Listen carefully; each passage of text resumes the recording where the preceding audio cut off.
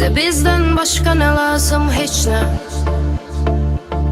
Aldatma, kırmızı xəttim keçmə.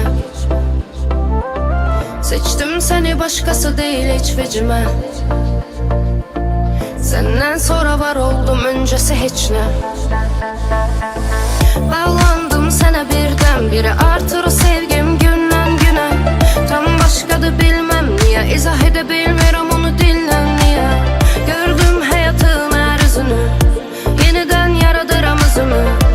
Ona göre deyim indi düzünü ki seninəm, neyse göre koyma üzülüm. Hanı düz hayat, ama bize yak, kazanır burada sağ kalabilen.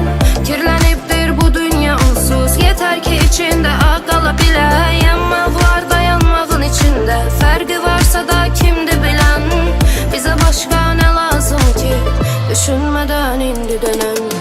Bize bizden başka ne lazım, hiç ne. Aldatma, kırmızı xəttim keçmə. Seçtim seni, başkası değil hiç vecime. Senden sonra var oldum, öncesi hiç ne. Bize bizden başka ne lazım, hiç ne. Aldatma, kırmızı xəttim keçmə. Seçtim seni, başkası değil hiç vecime. Senden sonra var oldum, öncesi hiç ne.